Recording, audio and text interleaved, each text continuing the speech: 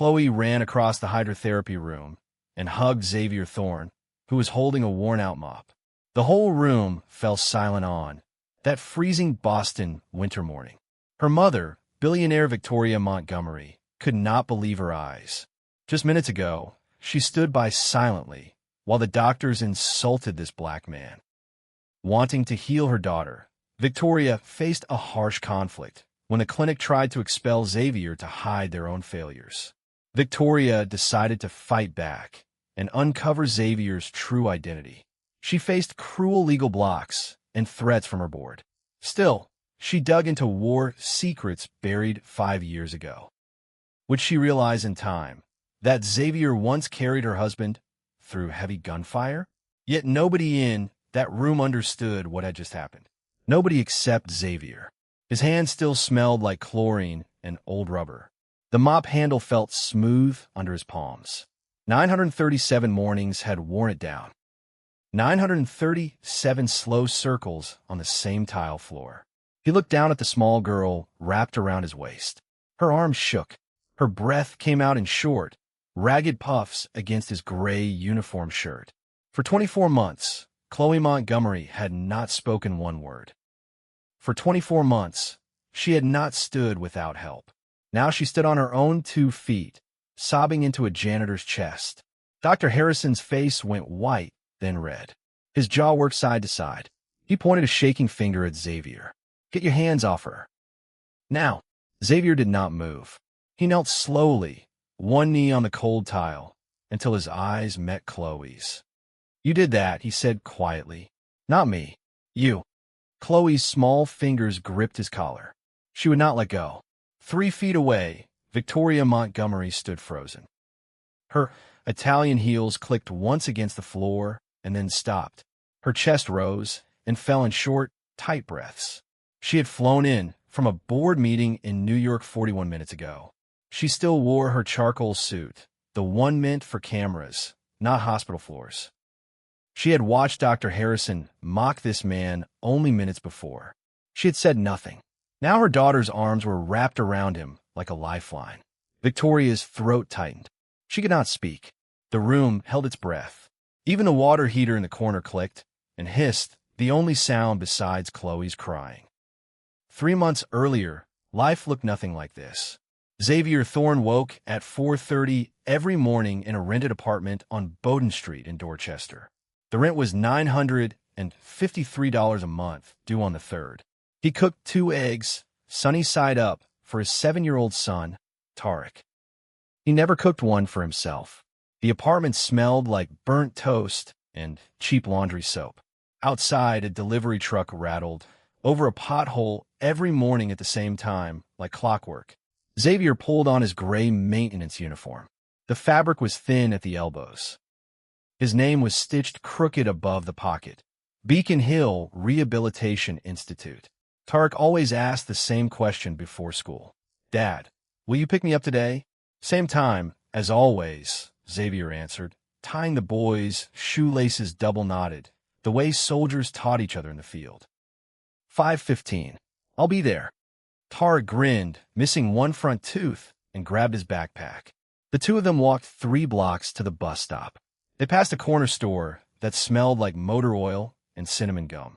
A dog barked behind a chain-link fence. At the institute, wealthy patients moved through gleaming glass hallways lined with soft lighting and expensive art.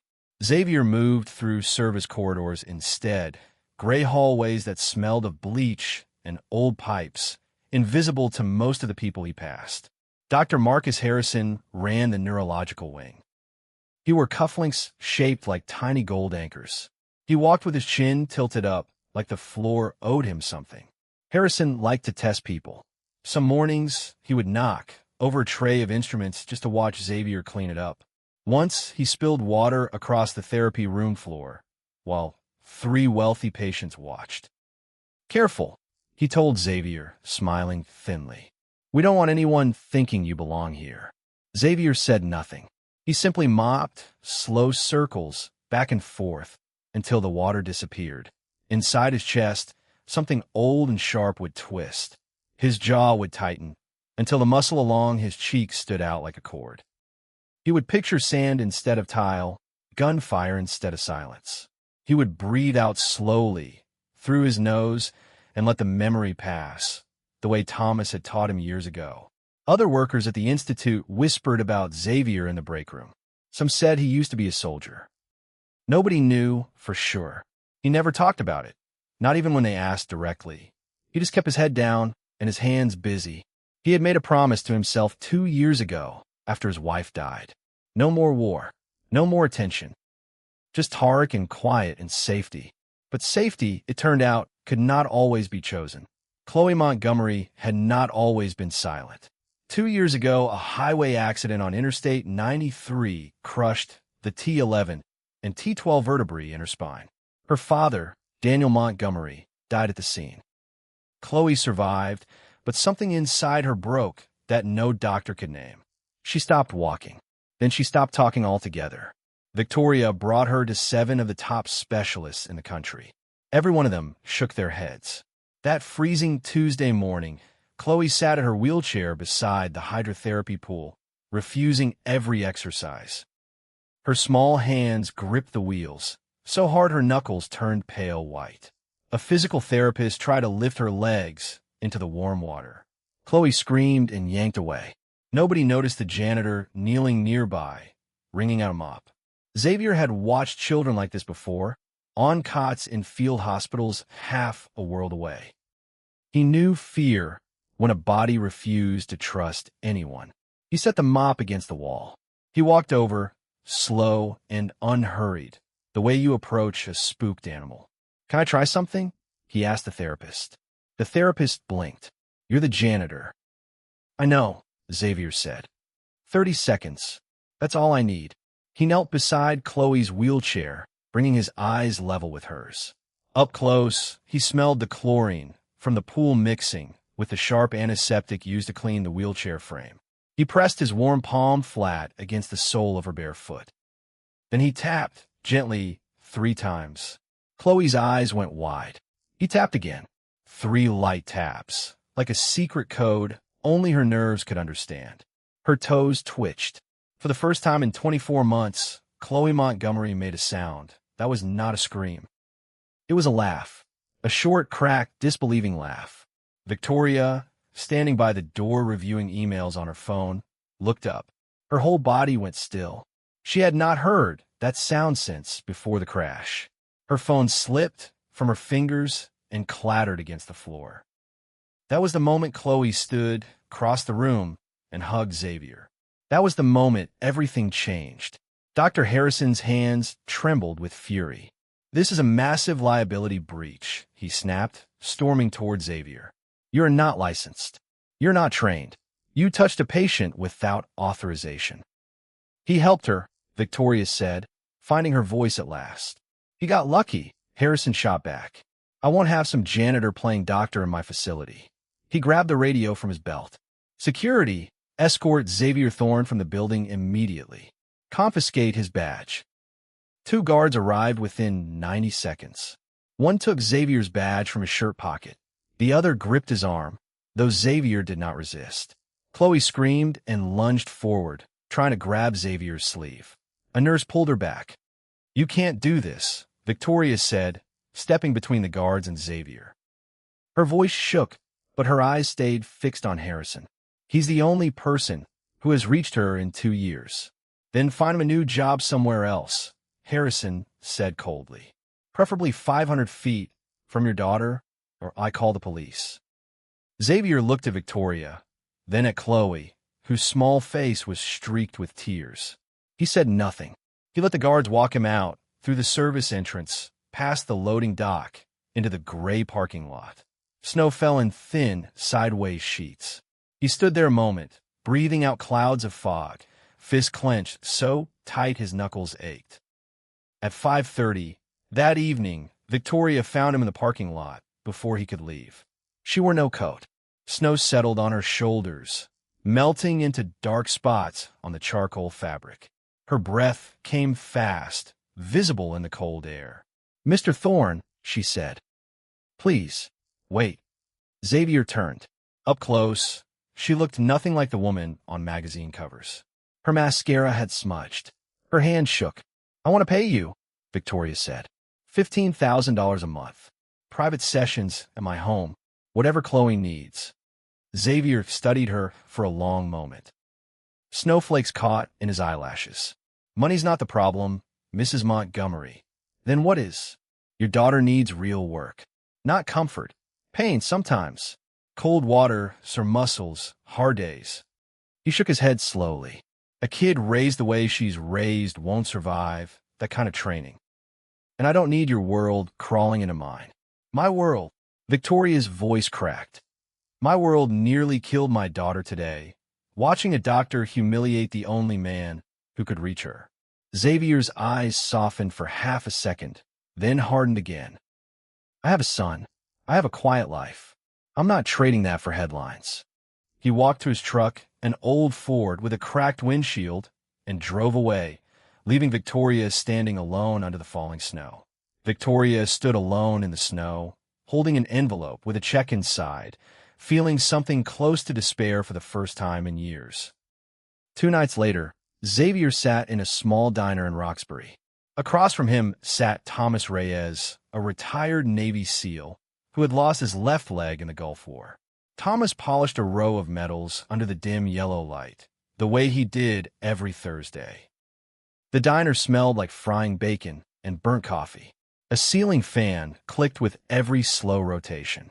Somewhere behind the counter, a radio hummed an old song nobody was really listening to. "You look like a man carrying something heavy," Thomas said, not looking up from his medals. Xavier wrapped both hands around his coffee cup. Steam curled up between his fingers. He told Thomas everything. The girl in the wheelchair, the mop against the wall, the scream that turned into laughter, the $15,000 check he had folded and left on Victoria's dashboard. "And you turned her down," Thomas said. His voice stayed flat, but his eyebrows lifted just slightly. "She doesn't need my help," Xavier said. "She needs a real doctor, someone with a license and a clean record." Thomas set down his rag. He studied Xavier the way he used to study a map, before a mission, looking for the piece that didn't fit. "That's not the real reason," Thomas said. "Tell me the real reason." "Shabiz Zhao Diktanat." Outside the window, snow fell past the streetlight in slow, spinning circles. "I don't want the attention," he finally said. "Cameras, reporters, people digging into my file. I got a son to raise." Thomas nodded slowly. Then he reached into his jacket. He pulled out an old photograph, its edges yellowed and soft from years of handling. Xavier's chest tightened when he saw it. The photo showed 2 men in desert fatigues, grinning beside a battered Humvee. One was Xavier, 9 years younger, dust caked on his cheeks. The other was Daniel Montgomery. "You remember him," Thomas said. It wasn't a question. Xavier's throat closed. "I carried him 5 miles through gunfire in 2018. He didn't make it home to see his daughter grow up." "And now, that daughter can't walk," Thomas said quietly. "And the one man who might help her is sitting in my diner, feeling sorry for himself." Xavier's hand tightened around his coffee cup. "You swore an oath once," Thomas said. "Never leave a man behind." "That includes what he left behind." Xavier stared at the photograph for a long time. Something inside him, buried for years, cracked open. He thought of Daniel's laugh, loud and easy, echoing across a dusty camp years ago. He thought of the letter Daniel once wrote him, thanking him for a debt he said could never be repaid. He set the photograph down gently on the counter. "I'll call her tomorrow," he said. Thomas nodded once, satisfied, and went back to polishing his medals under the yellow light. The next morning, at 6 sharp, Xavier called Victoria. "Bring Chloe to Pier 14, he said. "Tomorrow, 6 a.m. No doctors, no cameras."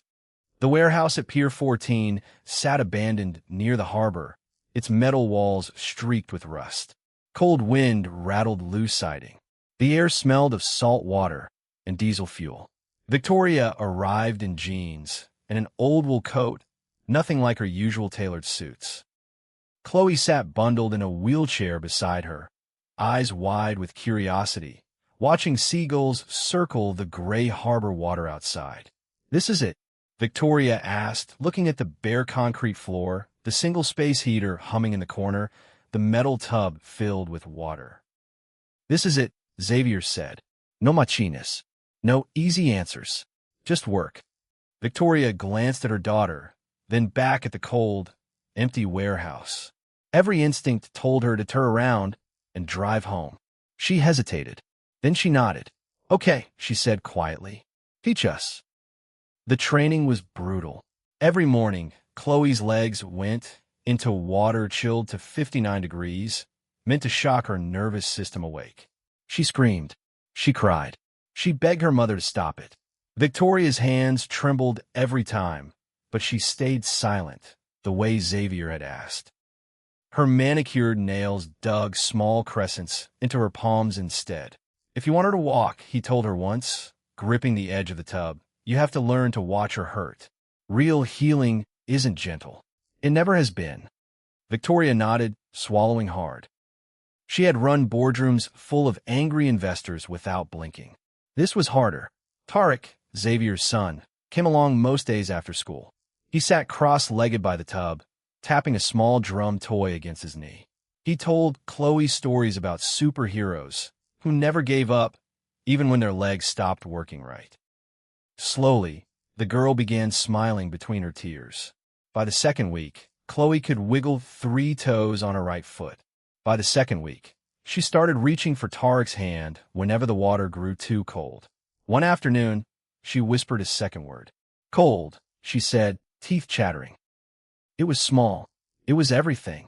Victoria wept quietly by the wall, pressing a fist against her mouth so no one would hear. 3 weeks in, Xavier noticed something strange. The muscle in Chloe's right thigh looked thinner than it should. The pattern didn't match a normal spinal injury at all. He said nothing yet. That night, after Victoria drove Chloe home, Xavier sat alone in the warehouse and thought back to his years in the field. He remembered training on nerve damage, on how muscle wasting spreads and patterns doctors could read like handwriting. This pattern felt wrong. Too even, too fast. He drew a small vial of her blood the next morning, using training from another life. His hand stayed steady, though his heart pounded against his ribs. He sealed the vial in a small cooler. He drove it himself to an old military contact who still ran a private lab outside the city. The man's name was Reyes, and he owed Thomas a favor from long ago. "How fast can you run this?" Xavier asked. "Give me 11 days, the text said. Maybe less. 11 days felt like 11 years. Meanwhile, Dr. Harrison grew suspicious. Victoria had stopped bringing Chloe to Beacon Hill entirely. He hired a private investigator to follow her, a quiet man in a gray sedan, who parked near the pier every morning. Grainy photographs came back, within days, showing Xavier gripping Chloe's leg inside a rusted warehouse, her face twisted mid-cry. Harrison spread the photos across his desk, studying each one under his desk lamp. He smiled slowly, satisfied, tapping one photo with his finger. This was exactly what he needed.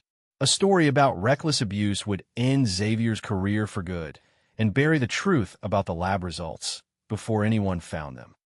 He picked up his phone and called a reporter he trusted. The lab results arrived at 3:45 in the afternoon, 11 days later. Xavier read the report twice, his jaw tightening with each line. Chloe's blood showed trace levels of an unapproved neuromuscular compound, one never cleared by the FDA. He drove straight to Victoria's office in the Apex Horizon Tower downtown. "Someone has been injecting your daughter with an experimental drug," he said, sliding the report across her glass desk. "Labeled as a vitamin. Given at Beacon Hill." Victoria's hands went cold. She read the report 3 times before she could speak. "Harrison," she whispered, her fingers curled into fists on the desk. "He's been using my daughter's condition to pull in donor funding, testing something on her body without asking." Something in her voice cracked, sharp as breaking glass. That night, at 10 o'clock, 3 men broke into the warehouse at Pier 14. Xavier heard the crash of the side door first, then smelled smoke curling under the metal walls. Fire spread fast across old wooden pallets stacked near the entrance. Tarek screamed. Chloe froze in her wheelchair, unable to move fast enough. Heat pressed against Xavier's skin like a wall. His eyes burned. Smoke filled his lungs, thick and bitter, and he coughed hard, tasting ash on his tongue. He grabbed a metal pipe from the workbench and swung it against a weak section of brick near the loading door. Once, twice, 3 times, sparks flying with each strike. Sweat soaked through his shirt, mixing with soot on his skin. Flames licked at a fallen support beam, swinging loose above them, groaning under its own weight.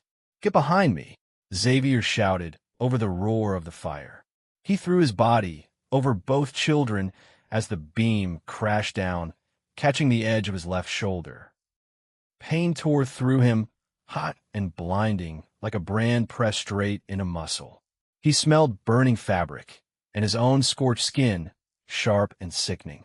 He gritted his teeth until his jaw ached and kept swinging the pipe. The bricks finally gave way. Cold air rushed through the gap, sharp against the heat behind them. Somehow he pulled both kids through the opening, out into the freezing night, just as sirens wailed in the distance, growing louder with every second. Firefighters found them collapsed on the pavement outside, Xavier's arms still wrapped around Tarek and Chloe. At Boston General Hospital, machines beeped in steady, even rhythms down the hallway. Victoria sat beside Xavier's bed, while nurses cleaned the burn on his shoulder, the sharp smell of antiseptic filling the small room. Tarek slept curled in a chair nearby, wrapped in a thin hospital blanket. Chloe sat beside him, holding his hand even in sleep. When the nurse pulled back the bandage, Victoria saw it. A faded tattoo, an anchor shape layered over a string of coordinates from a desert half a world away. The ink had aged to a dull blue-green against his scarred skin. Her breath caught in her throat. She had seen that exact tattoo before, sketched in her husband's old field journal, the one locked in their family safe for 5 years. She pulled out her phone with shaking hands and opened photos of that journal page. The coordinates matched exactly. "You," she whispered, staring at Xavier's scarred shoulder. "You're the commander from Daniel's stories. The one who carried him through the ambush." Xavier closed his eyes. "I didn't want you to know that way."